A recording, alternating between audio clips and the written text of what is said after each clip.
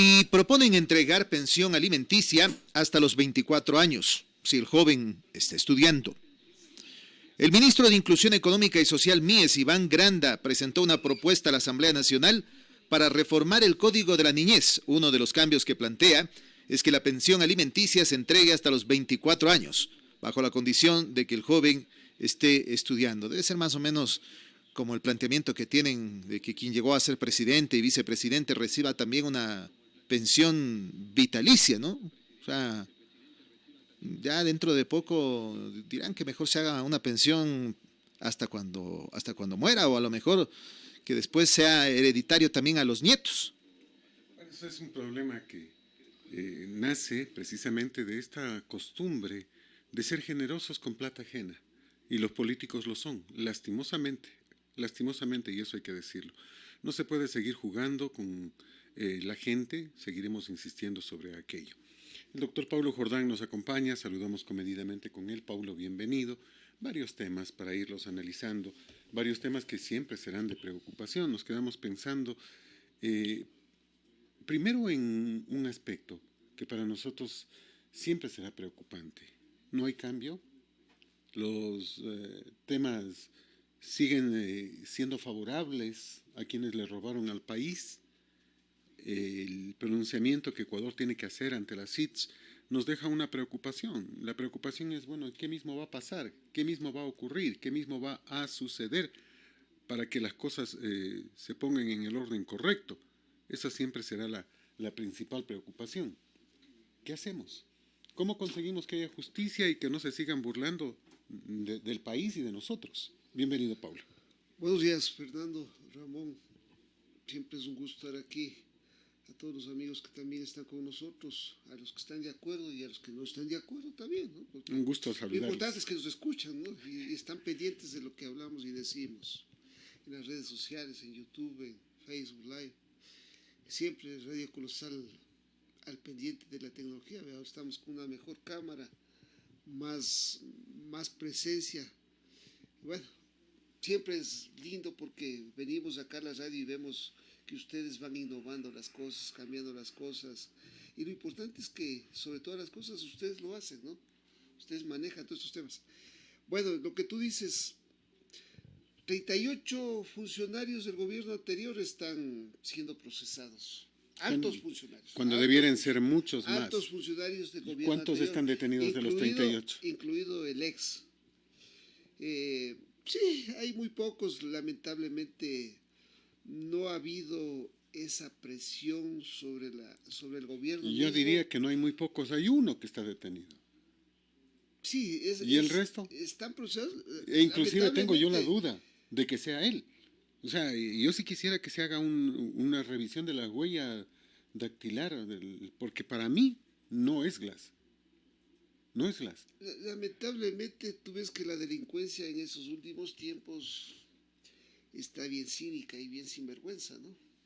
Muchos de ellos ahora pregonan a la CITES diciendo que son perseguidos políticos, ¿no? Cuando antes no le tomaban ni en cuenta, cuando antes la insultaban. Sí, o sea, lamentablemente vemos tanto cinismo, tanto descaro, tanta sinvergüencería en esa gente que hubiéramos querido que el ex al menos tenga un poquito de decencia, un poquito de cariño al país y asumir que en muchos temas se equivocaron demasiado, que ha habido mucha corrupción, que ha habido mucha pillería y que asuma que en su gobierno hubieron también cualquier cantidad de gente perseguida y que si alguien hablaba ya le caía la justicia, pues, ¿no?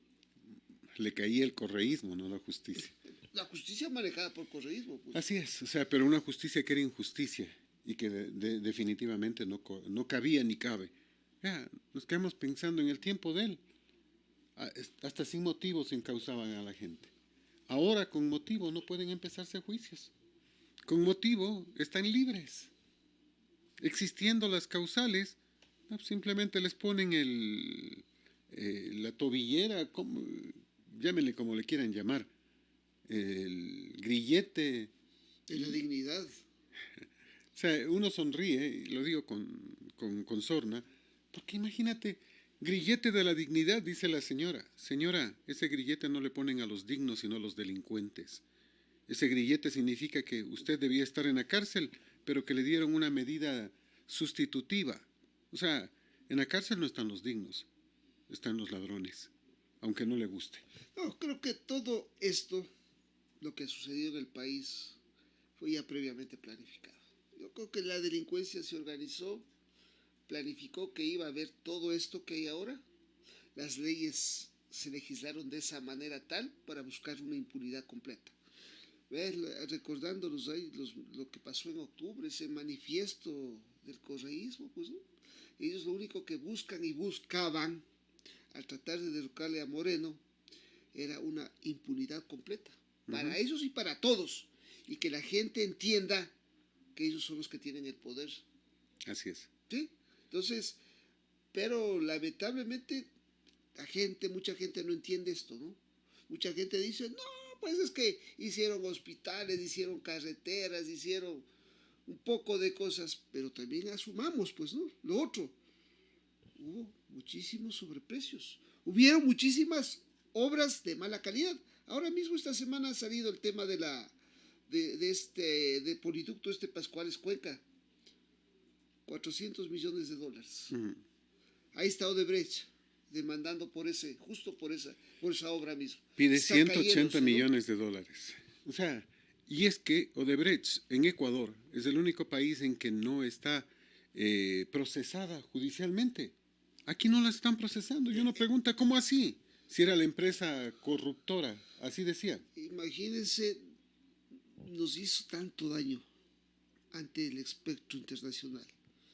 Porque, en definitiva, si Odebrecht era una empresa corruptora, el país también estaba lleno de corruptos, pues, Obvio. que nos gobernaban, ¿no? Ese es el problema. O sea, también estuvo lleno porque aquí Mira, hubo mucho nadie dinero, sigue, pues. nadie sigue el viaje del señor Alexis Mera a Brasil para ir a hablar contratar inclusive jueces. ¿Para qué? A contratar abogados. Sí, perdón, abogados. ¿Para qué? ¿Tenemos algún proceso en Brasil? ¿Para qué fue a contratar abogados? ¿Para defender a Odebrecht? No entiendo, no entiendo. Y nadie persigue el tema. Eso era en el tiempo del correísmo, cuando manejaban las cosas como les daba la gana. ¿Dónde están las autoridades? Uno esperaría que Ido Correa todos estos temas se esclarezcan. Se dice que gastó $30,000. ¿En qué? ¿Se pagó a abogados para qué? Bueno, el dinero se lo gastó a manos llenas, ¿no? Como había dinero, ventajosamente el precio del petróleo estuvo en una buena época de su gobierno a precios altos. Altísimos. Hasta el 2015 se utilizaron todos los recursos del Seguro Social, del Banco Central, se tomaron los fondos privados incluso. Pues había mucho dinero, pues no había que gastarlo. A manos llenas. Lamentablemente nunca hubo fiscalización. El pueblo también, en cierta manera, estuvimos embobados, callamos, no hubo las garantías suficientes para poder también reclamar adecuadamente porque había una persecución también y había también convencimiento, ¿no? Hasta ahora en algunos sectores, ¿no? Ese es otro de los problemas y seguiremos insistiendo. Para nosotros el problema principal no fue Correa, sino la gente que le siguió apoyando y que le sigue apoyando. Ese es el problema. Si Correa era un delincuente y nos robó todo lo que nos robó, fue porque el pueblo votó por él tantas veces. Imagínate, es incomprensible cuando nosotros vemos que el Seguro Social se habla de que no hay los recursos suficientes, cada vez nos amenazan que los jubilados ya no tendrán sus pensiones, los servicios médicos no son de buena calidad, nunca hay en farmacia lo que se requiere. Nos dicen que nos van a subir los años de aportación, que nos van a subir el porcentaje.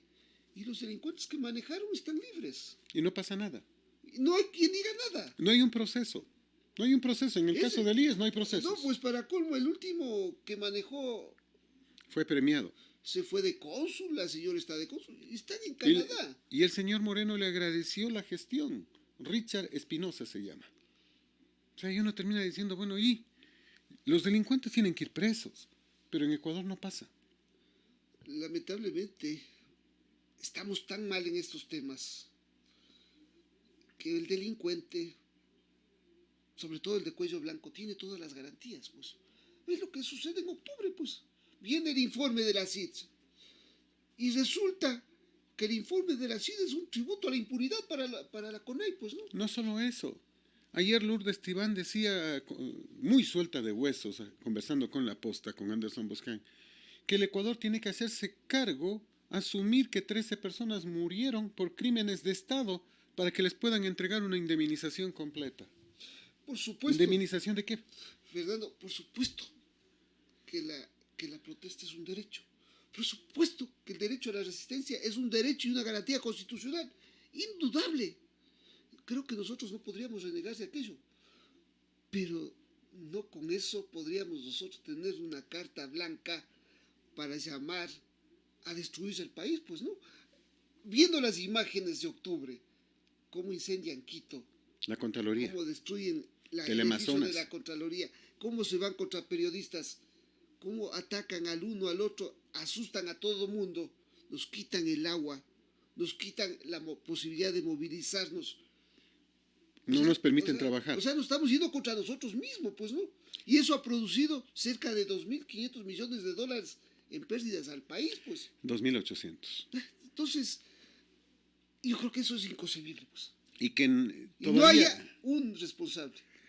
Pero sí, mira, ahora sí no hay un responsable. Yo vuelvo a insistir en lo que dice Lourdes Tibán, que el Estado se declare autor, si vale el término, de 13 muertes para que se les dé indemnización completa. ¿De cuánto será la indemnización, Lourdes? ¿De 1 millón? ¿1,5 millones? No sé de cuánto. Y me pregunto yo, ¿el Estado va a pagar esos millones? ¿Quién se va a llevar ese dinero? El abogado. Se va a llevar por lo menos la mitad. Los grupos estos... ¿Y quién será el abogado? ¿Usted cree que es abogada, no, Lourdes? O sea, por ahí van todos los tiros. Primero, el Estado no tiene por qué declararse culpable de nada. Segundo, si alguien es responsable de estas muertes, son los que llevaron a estas personas allá. Es decir, los dirigentes indígenas. Tercero, la policía no disparó. El ejército no disparó. Hay que investigar las muertes. Absolutamente de acuerdo. Pero no se puede culpar al Estado de algo que el Estado no hizo, si fue demasiado condescendiente. Creo que como nunca la población en esta ocasión estuvo muy dividida. Y va a estar muy dividida. Creo que muchos de los sectores apoyamos al gobierno en esta ocasión. No porque nosotros seamos parte del gobierno, ni se apoyó la democracia. Se apoyó la democracia, se apoyó la estabilidad, se apoyó continuar, salir de estos años atroces que hemos tenido. Pero mientras no cambiemos la actitud, no cambiemos la manera de ser de todos estos grupos sociales, la CONAI, estos grupos sindicatos, mientras no entendamos que estamos en otros tiempos, donde que necesitamos mayor agilidad, mayor flexibilidad, donde necesitamos leyes laborales un poco más flexibles para dar oportunidad a tanta gente que está desocupada, no vamos a cambiar. Ese es uno de los problemas. Y no queremos cambiar, parece. Y ese es otro inconveniente. Porque la justicia está lenta, porque los fiscales no acusan, porque las leyes prodelincuenciales que hicieron hacen que los jueces prácticamente los pongan en libertad, casi con una palmadita en la espalda. Mira, el caso de octubre, no hay culpables. No hay culpables. O sea, las declaraciones en video del señor Vargas no sirven de nada, porque él dice que ordenó cerrar las llaves del petróleo. ¿Cuánto se perdió ahí? 180 millones. Él dice que no, que él no ha cerrado. Sí, no, él no la cerró. Él ordenó que cierren. Eso lo dijo claramente. Dice que los militares y periodistas no estuvieron secuestrados, estuvieron retenidos. O sea, ya llegamos ¿cómo era? Pues a esta forma tan alegre y tan cínica de los movimientos guerrilleros. Recordarás que robaban un banco y ellos no lo llamaban robo, lo llamaban recuperación. Entonces ya estamos en el mismo camino. Al secuestro ahora lo llaman retención. Ahora que nosotros, Fernando, hemos cumplido 20 años de la dolarización, habíamos comentado la semana anterior, también nos habíamos olvidado 20 años o más de la firma del acuerdo con el Perú sobre el tema limítrofe. Mm. Un problema también 25 años. grave. Sí, muy de acuerdo que Maguad, Ganamos la batalla, pero perdimos en la mesa. muy de acuerdo que Maguad con el feriado bancario, el sector financiero, el sector bancario, fue beneficiado con cerca o aproximadamente 9.000, 10.000 millones de dólares. Pero ¿y lo que se han llevado este tiempo? ¿Cuánto representa, pues? No eran 9.000 millones ¿Por qué de dólares, eran estamos millones, viendo millones de sucre, 9.000 millones la de sucre. paja en ojo ajeno y no vemos la viga que tenemos nosotros, pues, ¿no? Siempre estamos hablando contra los banqueros. Pero después de eso, Fernando, también, o sea, Ese- Maguad tomó dos medidas que han sido trascendentes y fundamentales en la historia del país, pues. Y que hubieran sido mejores, si es que se hubiesen estudiado un poco. Yo no entiendo por qué nos devaluó 500%. No, Eso sí. no se lo perdono, pero el tema de la dolarización fue bueno porque quitó de las manos de los políticos y Y politiqueros Paz la también, maquinita, pues, y la Paz maquinita. también, pues. Que fue dolorosa, que costó mucho, que entregamos, ¿verdad? Yo no entiendo por qué, para qué una guerra si se va a regalar todo, pues. Nos ha venido pasando, nosotros si revisamos la historia de Ecuador, 1.400.000 kilómetros cuadrados de territorio. Pero, Terminamos en 270.000 kilómetros cuadrados de territorio. pero Fernando, Ah, imagínate, Una quinta parte.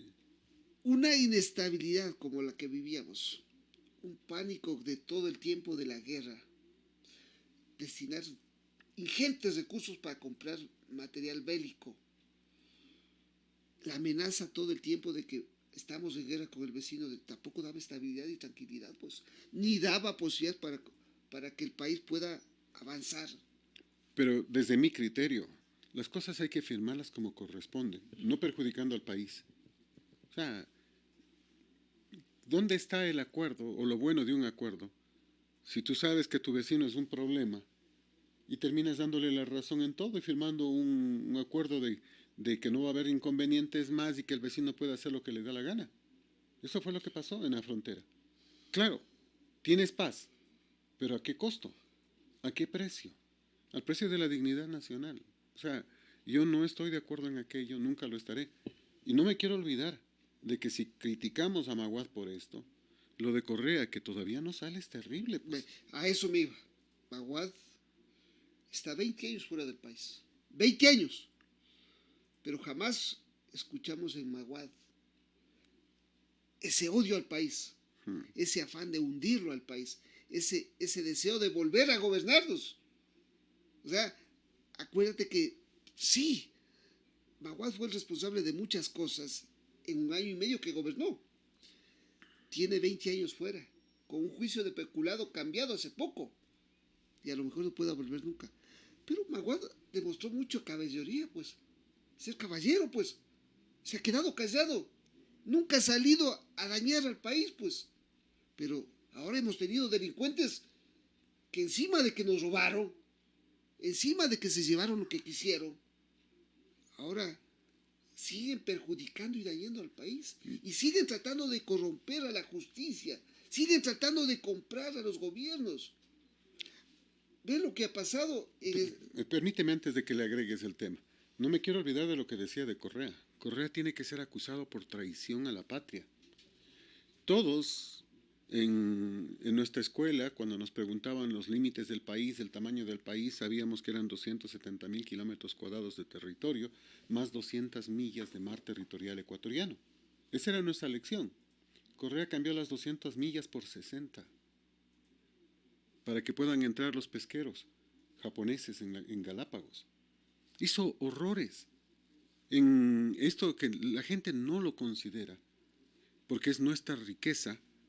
Regaló, porque es así, el mar territorial ecuatoriano.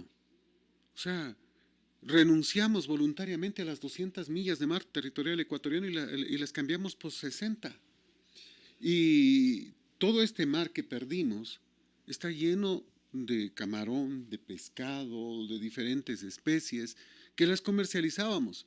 ¿Por qué crees que ahora están junto a las Galápagos los buques pesqueros japoneses, chinos? Porque nosotros renunciamos a aquello, pues. y están capturando tiburones, están capturando toda esa fauna maravillosa que tenemos en Galápagos. Y esto no lo ha dicho nadie todavía, pero por esto tiene que ser acusado como traición a la patria y tiene que ir preso definitivamente. Lo que tú dices, ¿no? Eso habrá que investigarse. Yo creo que lo que tú acabas de denunciar es un hecho que nadie lo conocía. Yo no lo conocía. Pasó por alto. No lo O sea, conocí. esto ocurrió en el 2014, lo hizo Correa y se pasó por alto. Él dijo que se ha cambiado y que era beneficioso para el país y que ganamos más.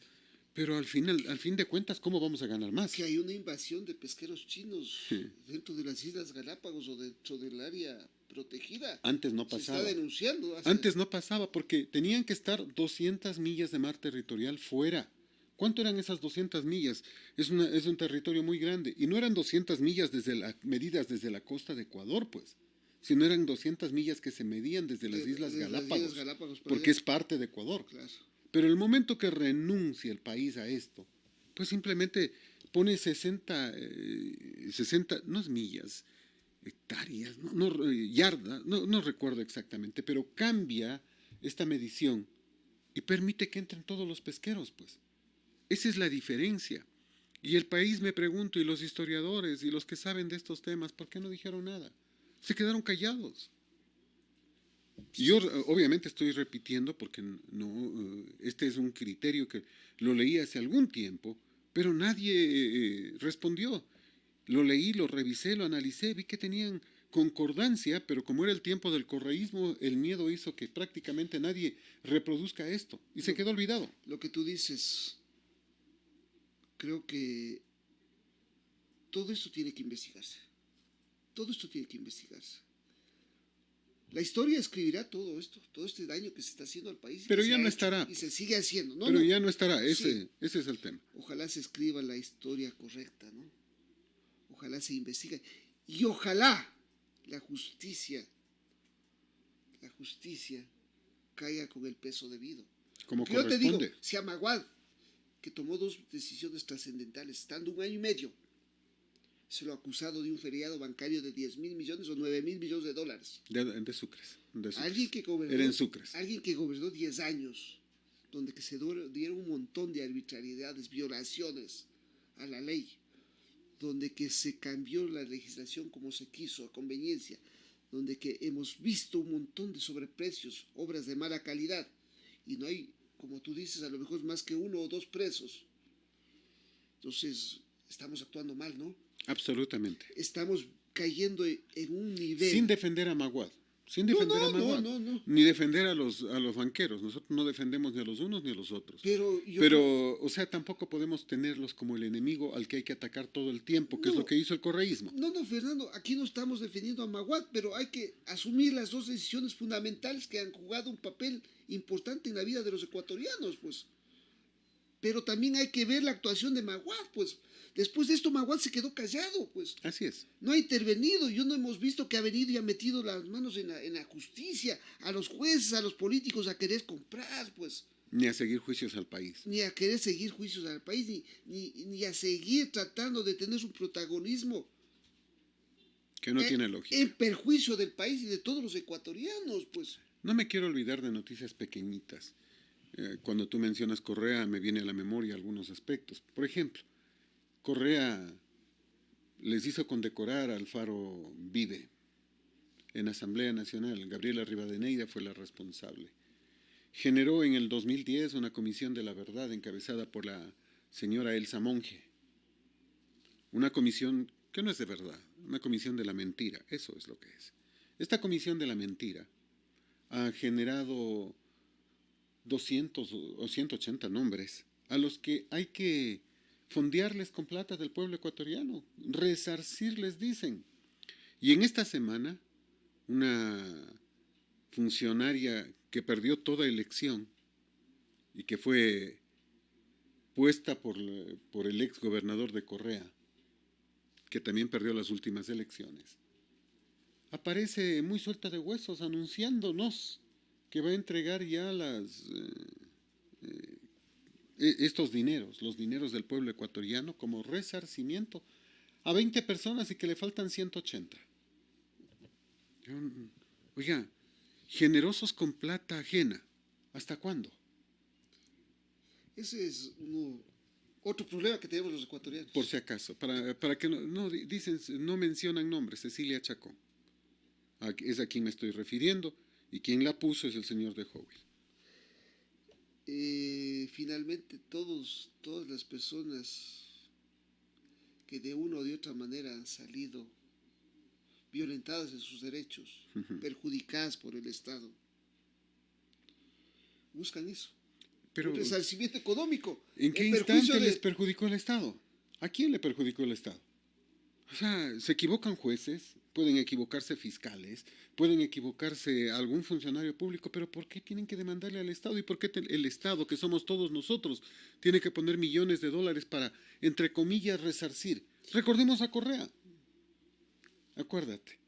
Correa demandó a un banco, el banco le había puesto un impedimento por $130 que supuestamente Correa habría pagado. No era deuda del banco porque el banco compró la cartera vencida y no sabía bien sobre el tema. Y Correa le sacó $500,000, ¿o no? Sí, sí, sí. Entonces, pero claro, eso era desde la presidencia, porque fuera de la presidencia nadie saca nada. Pero uno termina diciendo, bueno, y ahí Correa demandaba al banco. Aquí están todos demandando al país, sacando dinero del pueblo ecuatoriano. Porque el país es el único generoso y el único que va a poder, en cierta manera, satisfacer o compensar el supuesto, el presunto abuso, atropello a sus derechos. Pues. O sea, pues, finalmente todos buscan eso, ¿no? Y es lo que no debería pasar. Y como el país, a veces sus abogados, sus representantes legales, no tienen la capacidad para defender adecuadamente al país, o porque simplemente hay funcionarios que se venden, se prestan para que el más tonto pague, finalmente pagamos todos los ecuatorianos, ¿no? Porque si pediríamos una indemnización por todo daño causado a todos los ecuatorianos, por el subdesarrollo en el que nos han tenido, otra cosa sería. Por la falta de educación, por la falta de empleo, garantías constitucionales. Todos deberíamos demandar, pues, el Pero país. Claro, mira, no sé si debo decirlo, pero a nosotros, año 2011, nos dieron un documento que decía que demandemos al país, que teníamos derecho. Y el documento lo seguimos teniendo.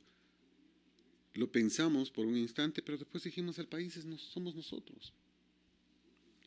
Dijimos, vamos a esperar que se vaya Correa para con ese documento plantearle a la siguiente persona en base al documento que se subsane la discriminación y el daño que se nos hizo.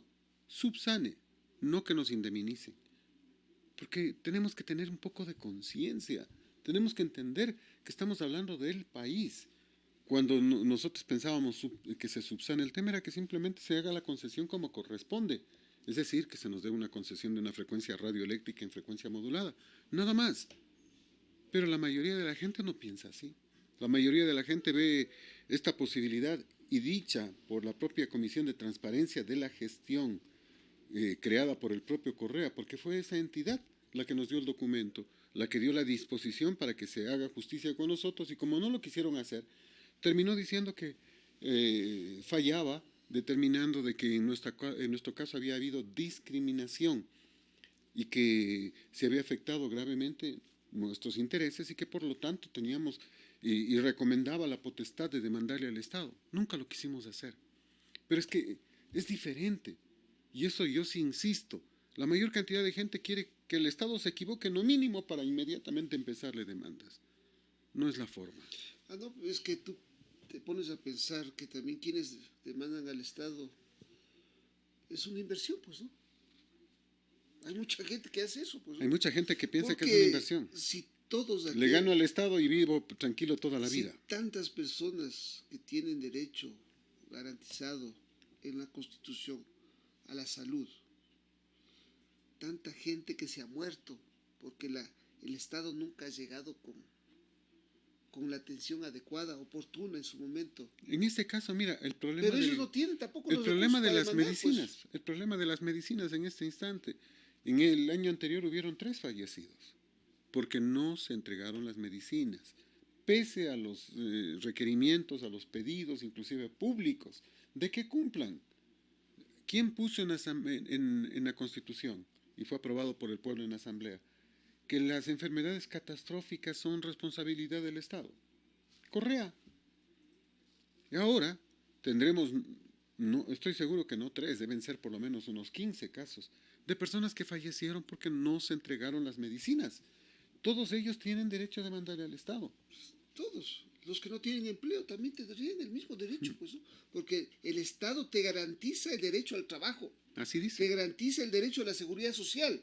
Te garantiza el derecho a un servicio óptimo de seguridad social, de atención en los hospitales públicos. Todos deberíamos tener ese derecho, pues. Así es. Y a propósito de derechos, permítame una pregunta, doctor, con su conocimiento en temas justamente judiciales.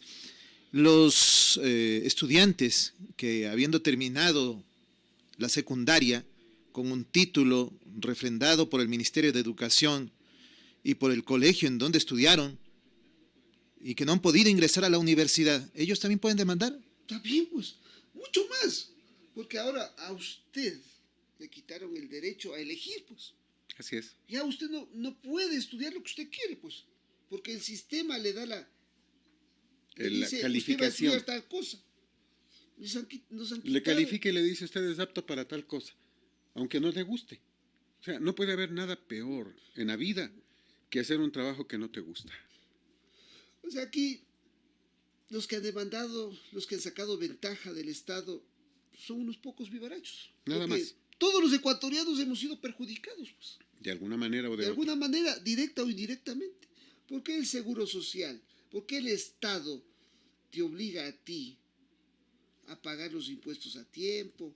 Te obliga a pagar tanta cosa. Y si no, ya viene la sanción, ya viene la multa, ¿no es cierto? ¿Y cuándo paga el Estado? Y cuando tú no recibes un servicio adecuado, cuando tú vas al IES y no tienes ese servicio que buscas. Pongamos el ejemplo más simple nada más. Mira, en este instante, si tú no le pagas al Estado, te cobran con mora y con intereses. ¿sí? Y te puedes ir hasta preso. Y puedes ir hasta preso. Las elecciones últimas fueron en marzo, ¿no? Si mal no me equivoco. Han pasado 8 meses, un poco más. Y hasta ahora no pagan un centavo a los medios de comunicación. Y nosotros sí no podemos Demandar. ni podemos ponerles intereses, ni podemos ponerle mora, Ni multa. ni multa, ni nada por el estilo. Y es el mismo Estado el que hace lo mismo en el caso de los medios de comunicación, a quienes contrata, a quienes nos contrata. Paga cuando quiere, no cuando debe. Yo creo que es un tema de conciencia, ¿no? Yo creo que el país, necesitamos cambiar todos los ecuatorianos. Cuando yo he visto, no sé si tú has visto esos reportajes sobre Nueva York, cómo fue en sus comienzos Estados Unidos. Claro. En los años 1810, 1820, 1830, Estados Unidos, Nueva York en este caso, vivían en un mundo de inmundicia, perdón, discúlpame por redundar, pero donde que todo estaba podrido, donde que la gente explotaba unos a otros, donde que no había ley, no había nada. A veces yo remonto eso y digo, nosotros vivimos algo similar actualmente. Así es. Donde que el más fuerte, donde el que tiene más dinero, donde que el que tiene el poder político quiere hacer y deshacer. Y se saltan las normas. Entonces, digo, necesitamos líderes que nos lleven al camino del progreso, del desarrollo. Gente ética y moralmente que tenga esa capacidad para poder exigir. Porque si tú eres un soberano pillo, un sinvergüenza, ¿Qué ¿cómo puedes exiges pedir? al resto, pues? Así es. No se puede exigir, pues.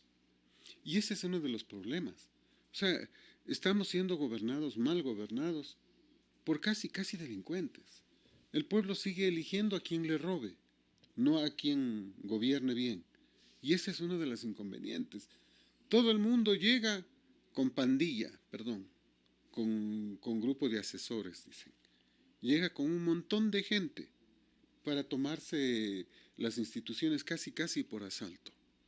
Entonces, llegan para, entre comillas, en el mejor de los casos, aprender, para tratar de ponerse a tono y tratar de algo hacer para justificar los grandes sueldos. ¿Puede ser posible que siga pasando esto?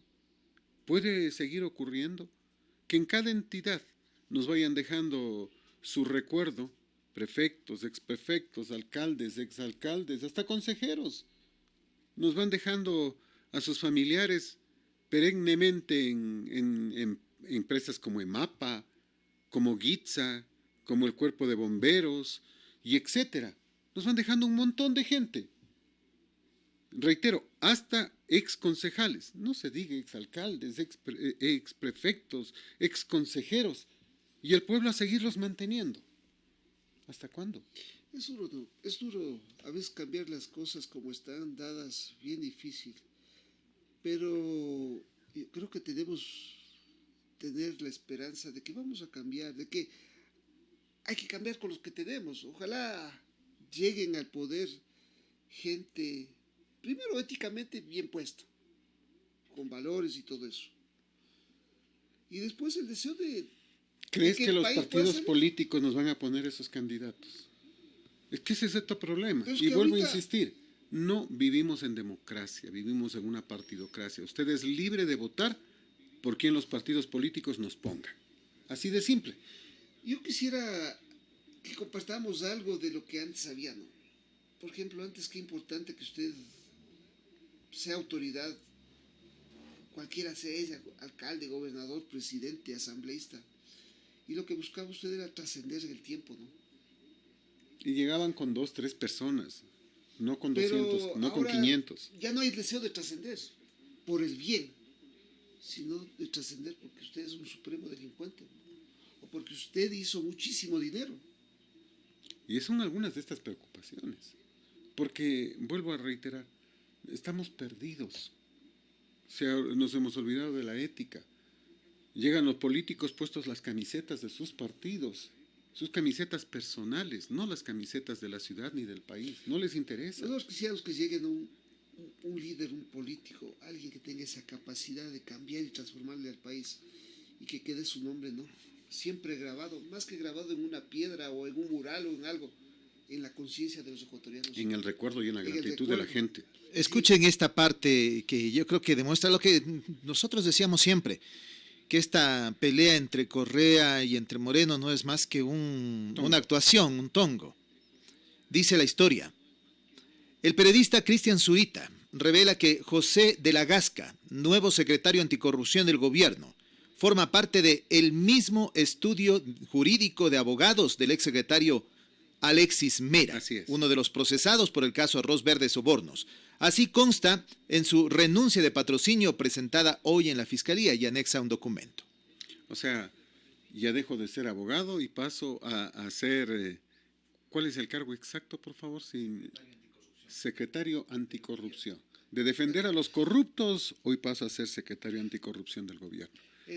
Ese es Moreno. Pero acuérdate, 38 procesados del gobierno anterior.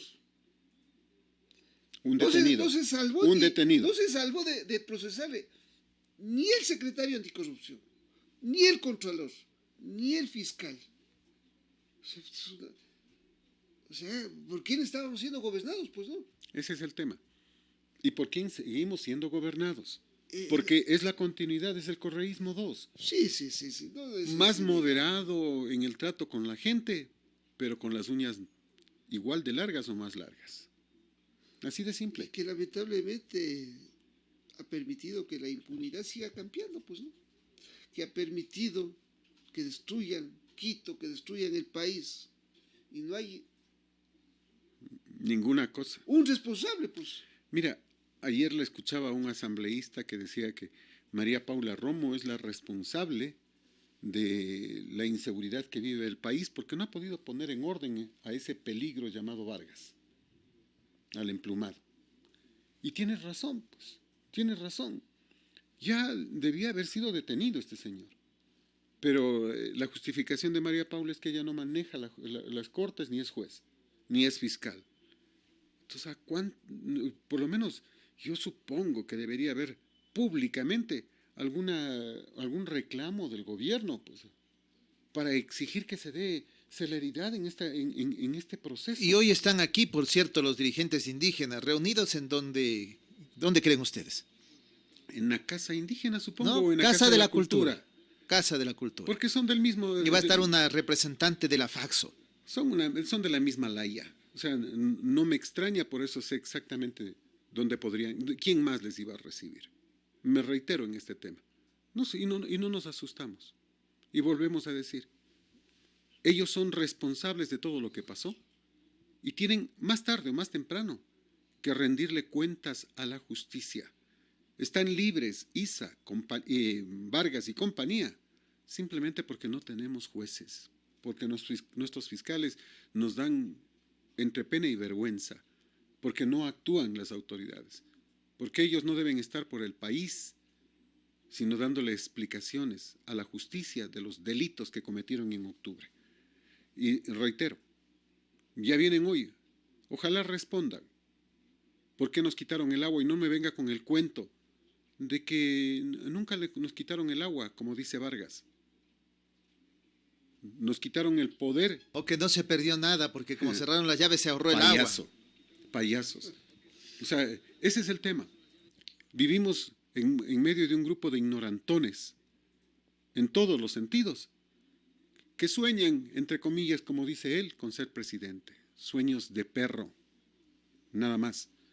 Y en caso de que se hiciera realidad ese sueño, lastimosamente el que paga es el pueblo ecuatoriano, es el Estado, porque no están preparados para nada, porque no han demostrado en qué trabajan, porque no han demostrado cómo tienen lo que tienen. Bueno, Bailey dijo que recibe $500,000 anuales. Y lo mostró, pues, mostró Yo el hasta tema. las cuentas. Claro. Entonces, eso simplemente nos muestra quiénes son. Vagos, acostumbrados a vivir de fundaciones extranjeras y del cuento del pobrecito. Creo que ahí está la clave de todo esto, ¿no es cierto? Que todos estos grupos sociales, que todos los sindicatos, todos estos grupos que dicen defender a los pobres, asumamos con cambio de actitud que lo que el país necesita es trabajo, necesita inversión extranjera, necesitamos mejorar la calidad de nuestros productos de exportación, necesitamos dar empleo a la gente. Ya hemos dicho en múltiples ocasiones aquí, 5 millones de ecuatorianos en el subempleo, en el desempleo, sea trabajo, ¿cómo es que le dicen ahora? El trabajo que no tiene beneficios sociales y todo eso, ¿no es cierto? Ese es el mayor problema. Pero ¿sabes que nos toman el pelo? Porque en estos días sale con que pasamos del 6.7 al 7.8. Es decir, que el empleo formal, porque así le llaman, creció 1.1%. Yo me pregunto ¿dónde? Nos están mintiendo, nos siguen tomando el pelo. Para las estadísticas, para la broma, para la chacota está bien, pues. Pero en la realidad sabemos que creció el desempleo, que el empleo formal disminuyó. Pero la estadística dice que creció 1.1% en medio de la crisis. Entonces, estos temas discutamos, ¿no? Como ecuatorianos, todos estos actores que son parte de la sociedad. Discutamos cómo vamos a hacer para poder dar trabajo a toda esta gente. No vamos a dar trabajo asustando al empresario. No vamos a dar trabajo subiendo los impuestos. ¿Tú crees que algún empresario extranjero va a venir y ponerle un centavo al Ecuador cuando ve lo que pasó en octubre y ve que no hay culpables? Yo le quiero preguntar a Lourdes Tibán, a quien escuchaba en estos días. Le quiero preguntar, ¿cuándo van a resarcir a los que les quitaron la leche y la echaron al piso? Fueron ustedes. ¿Cuándo van a resarcir a los que les quitaron sus productos? Al señor que le robaron las baterías, a los sitios en los que entraron y se llevaron lo que pudieron. ¿Cuándo les van a resarcir? Porque fueron ustedes, no el Estado. ¿Cuándo? Entonces, creo que sí debemos analizar, pensar, creando caos, anarquía, más pobreza. No vamos a mejorar el país. No. Quitando los servicios básicos, quitándonos la posibilidad de movilizarnos, asustando. No vamos a mejorar el país, no nos van a dar empleo, no vamos a crear riqueza.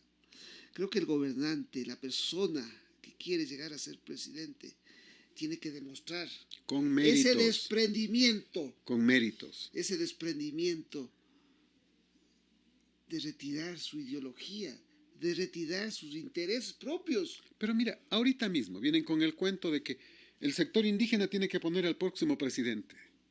Yo no estoy en contra del sector indígena. Yo votaré por el sector indígena cuando tengan gente preparada. No cuando tengan vivarachos, sapos, porque eso es lo que son. La señora Tibán, durante el correísmo, que no estuvo 10 años, creo que estuvo 5 o 6 años, manejó 17 millones por año, es decir, más de 100 millones de dólares. ¿Dónde está la plata, Lourdes? ¿Cuáles son las obras que hizo? ¿En dónde dio agua potable? ¿En dónde cambió la vida de un anejo, de un sector? ¿Dónde está la plata? ¿Ah? ¿Y será que la conocen bien? Que aquí cerquita, en Salcedo, que se candidatizó para alcalde y todo el mundo decía que ella barre, pueda que termine barriendo algún día, ¿no? Pero en las elecciones perdió del principio a final. En un pueblo, y lo digo con todo el respeto y con todo el cariño, un pueblo pequeñito pero maravilloso, Salcedo. No pudo ganar la alcaldía, que era para muchos como una ex candidata presidencial. Llegar a una alcaldía era como servirse un sándwich nada más, recordando el tiempo del correísmo. Pero ni eso, porque la gente le conoce.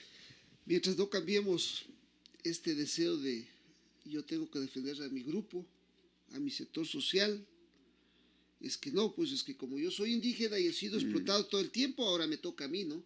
Claro. Explotar al resto. Después de 500 años, no, dicen. No, hay otros que dicen, no, es que Guayaquil independiente, ¿no? Tampoco. Dice, es que Guayaquil no necesita de estos serranos, dicen algunos. Se ven en las redes sociales, ¿no? Barbaridades. Ay. No, así no ganamos. No hacemos país. Porque Guayaquil no sería lo que es, si no fuera por el resto de apoyo, el concurso del Ecuador entero. Hemos dicho, tenemos que quitarnos todos esas cositas que no nos permiten avanzar. Quitarnos eso del pobrecito, ¿no? De que nos tengan lástima, de que nos tengan pena. Es que como yo soy bien sapo y me hago el pobrecito, me pongo a llorar en todo lado, que doy lástima. Que me regalen todo. Que me regalen todo. Ya, no es así. Creo que tenemos que pensar en función de esos 5 o 6 millones de ecuatorianos que están en el desempleo. Creo que también la clase industrial, la clase productiva del país, también tiene que pensar en función de los ecuatorianos, ¿no? Todos tenemos que buscar y tratar de desprendernos a veces de solo nuestro interés, porque el país lo conformamos todos, los sectores productivos, los grupos sociales, los sindicatos, pero todos tenemos que pensar y creer que en las condiciones que está el país no permite avanzar. Creando el caos, creando anarquía, creando más pobreza, el país no avanza. Yo voy a volver a insistir. Muchos sindicalistas hablan a nombre de los trabajadores y se atreven a hablar a nombre de los que no tienen un trabajo, más de casi 6 millones de personas. Y lo hacen a ratos con sorna, con burla. Cuando dicen, no, dices que el país está bien y necesitamos que nos suban los sueldos. Vea, esta semana salió un estudio que demuestra que el ecuatoriano recibe el salario más alto de la región, pero el gobierno le quita entre el 55 y el 72%. O sea, vayamos al valor mínimo. Tú recibes $400, o sea, me refiero al trabajador común, $400, de los cuales el Estado termina quitándote $220. ¿Con cuánto te quedas para el mes? Con $180. Es decir, tu sueldo real es $180. El que trabaja recibe $180 y el Estado que no trabaja se lleva 220 de cada trabajador. Solo hablando del sueldo básico. Y uno termina diciendo, bueno, ¿y cuándo despertamos de este tema? Señores sindicalistas, no es que hay que pedir más elevación de sueldos, porque el elevar sueldos significa mayor costo para los productos y significa que somos menos competitivos. No es que vamos a ser más competitivos porque ustedes reciben más, no. El tema es que no se puede subir más, pues. Entonces, ¿qué es lo conveniente? exigir que el Estado disminuya lo que se nos está llevando de cada uno de los ecuatorianos. Pagar impuestos sí, pero abusar jamás. Estos temas son los que tenemos que conversar. Estos temas son los que los gremios, porque solo destruir y exigir, como tú dices, todos quisiéramos ganar más dinero, ¿no? Obvio. Indudable, ¿no? Pero creo que cuando ganamos un dinero honestamente, dentro de lo que nosotros podemos hacerlo, sin robar, Sin perjudicar. Sin poner en riesgo la economía. sin saquear los recursos públicos, qué mejor, ¿no es cierto? Claro. Entonces yo creo que estos temas deberíamos discutir. Lo que tú acabas de decir, hay demasiados impuestos que nos han quitado poder adquisitivo. No se trata solo de que nos suban los sueldos, sino también de que el Estado tome conciencia que hay demasiados tributos, demasiados impuestos que nos quitan poder adquisitivo. ¿Qué Lo va a mismo- decir Moreno? Yo encontré un país quebrado, va a decir. Yo no puedo disminuir. Claro que no, porque no quiere despedir al exceso de trabajadores que están. Vuelvo a insistir, nosotros hemos pedido que se despidan a 50.000, más o menos 50.000 trabajadores de los 800 y pico de miles que hay. ¿Quiénes son estos? Los de altísimo nivel, los que entraron por la ventana, no por la puerta, los que están como cuota política, los que son asesores, los que ganan entre 4 y 5.000 dólares, los que tienen carro a la puerta, los que tienen subvenciones, ayudas, los que tienen viáticos, los que tienen ticket para volar a cualquier parte del mundo y que no hacen ningún trabajo y que no llegan solos, llegan con secretario, con asesores, con consejeros, con seguridad, con todo lo demás. Habiendo buena intención, habiendo el deseo, queriendo cambiar las cosas, hay mucho por cambiar, mucho por depurar. Se podría recortar muchos gastos que son innecesarios. Se podría poner orden en el Se país. podría mejorar, Mira, habiendo una sana intención. es que esa no la hay. Mira, se vendieron vehículos al Estado en pésimas condiciones. Y los mismos que vendieron son los que ahora están arreglando los vehículos. Y me vuelvo a preguntar, ¿puede un funcionario del Estado, a través de sus familiares, si no es a través del mismo, tener contratos con el Estado? Un altísimo funcionario del Estado. ¿Puede?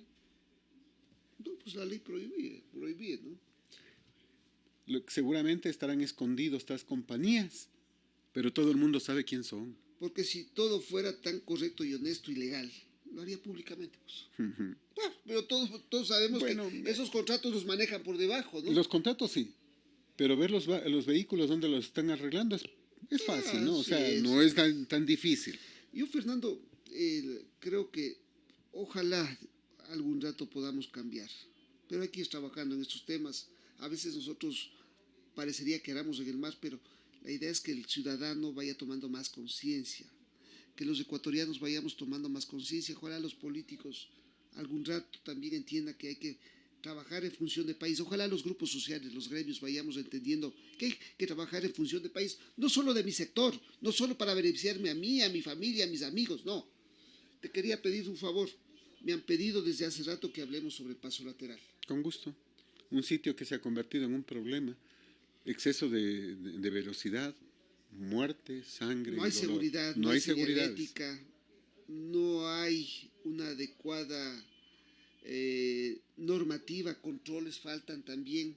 Es que, a ver, Hay muchos accidentes de tránsito. ¿qué es lo que pasa ahí? Ese es un sector entre rural y urbano, más rural. No le corresponde al municipio hacer controles, le debería corresponder a la policía, pero en Ambato no hay policía de tránsito, pues, no hay policía. Entonces hay una policía nacional que hace otros controles, pero no hay policía de tránsito. Si tú vas por ese sector, no encontrarás un agente de tránsito, civil o policía nacional, que haga controles. Entonces la velocidad está a discreción. Y la gente, justamente porque no hay estos controles, se saltan todo. Puede que pongan, que te llenen de circula a 40, circula a 50, zona peligrosa, etcétera, pero la gente seguirá corriendo. Ese es Ecuador. El paso lateral, una obra tan importante para Ambato, ¿no? Que se demoró tantos años, venía desde el año 1983, son 32 kilómetros, creo que nos ha llegado a costar como 40, 50 kilómetros. 40 millones de dólares. 40 millones de dólares, diré. nos ha permitido que Ambato se expanda a otros crezca sectores. esos sectores. El paso lateral prácticamente ya va quedando dentro de la ciudad. Pero una importante zona de desfogue, ¿no? Para unir el norte, el sur, el oriente, que es fundamental, pero que lamentablemente ha tenido muchos problemas y ahora tiene demasiados problemas en el tema de seguridad. No brinda las garantías de seguridad para que la gente pueda transitar. También, Transitar es imposible. También, los que manejamos, los que conducimos, no respetamos las normas. Hay mucha gente que ha venido del extranjero y se ha muerto. Es que vuelan ahí. Vuela, la gente no entiende que hay que manejar a la defensiva. Vuelvo a reiterarme. No hay Señalética. quien controle. Y no hay Yo la creo señalética que tú habrá dices. que en algún momento alguien ya asumir, pues, ¿no? El municipio de Ambato, a lo mejor, el control del paso lateral, porque ahorita como es una arteria nacional. Perdóname que sonría, pero no va a pasar nada, pues. Si constantemente vemos que les pasan en la cara de ellos, se estacionan en donde está prohibido estacionar. Por ejemplo, en la Rocafuerte hay un rótulo enorme y estaba un vehículo exigiendo que se movilicen, un vehículo, una camioneta de los agentes civiles de tránsito. Señor tal, del vehículo tanto, movilícese porque lo vamos a sancionar. El señor no aparecía por ningún lado. Y en ese mismo lapso, mientras caminaba para llegar hacia el sector de La Mera, se estacionaron 3 carros delante del vehículo al que le pedían que se retire. O sea, esto es una muestra de que existe un irrespeto, pero total, absoluto. No funcionan las cosas. ¿Por qué? Porque la gente de tránsito no sanciona a nadie. No sanciona a nadie. ¿Quién está sancionando? A ratos hasta forzando las sanciones. Es esta empresa privada que por privada está buscando meternos la mano en el bolsillo. A ratos hasta forzando, a ratos hasta sin motivo, a ratos en sitios donde no le corresponde. Están nomás los que no son funcionarios municipales, sino funcionarios de esta empresa puestos una chompita del municipio diciendo que son agentes de tránsito y sancionando. Ojalá las autoridades tomen en cuenta. Las barandas están rotas. Sí. En el puente de las Viñas están rotas, no hay protecciones. La gente también maneja en forma loca, arbitraria, no tiene cuidado por la vida. Pero si no se toman las medidas adecuadas, las medidas de seguridad que corresponden, vamos a seguir teniendo muertos. Y muchísimos muertos hay a muchos, cada rato. Constantemente. Y este es uno de los temas en los que nosotros insistimos. Y si vamos a discutir el tema de las competencias, seguirán muriéndose ecuatorianos, pues. En determinado momento, hace un par de semanas, se decía que la Policía Nacional va a retomar funciones. Yo creo que es hora. Que retomen todas las funciones que les correspondían, que las dividió Correa y que dejó... En el tema de tránsito. En todos los temas. Porque los dejó... Mira, un policía... Se dividió tanto que tenemos policías para controlar el comercio informal. Nadie les hace caso. Los agreden. A la Policía Nacional no pueden. Pese a que ha aumentado ya el irrespeto, sin embargo, todavía se sigue pero también respetando para eso a la Policía necesitamos Nacional. leyes también, pues, porque no puede ser posible que el delincuente entre a tu casa, te meta un tiro y todos tendremos que decirle muchas gracias, si quiere vaya matando al de al lado. Con ese tipo de leyes tampoco podemos avanzar. Si los derechos humanos van a continuar defendiendo al delincuente. Es que eso tiene que desaparecer. Tiene que desaparecer. El Estado es el garante de los derechos humanos, no ninguna organización, no ninguna ONG. Eso simplemente es una falacia y es una tomadura de pelo. Aquí el delincuente te roba y nosotros que siendo patrón volverá a seguir robando. Mira, el tema de los propios policías, acusados por organizaciones de derechos humanos porque, entre comillas, le disparó a un delincuente. Tenía que esperar que el delincuente primero le dispare y si es que se sobrevive podía el policía sacar su arma. O sea, vivimos en medio de lo absurdo.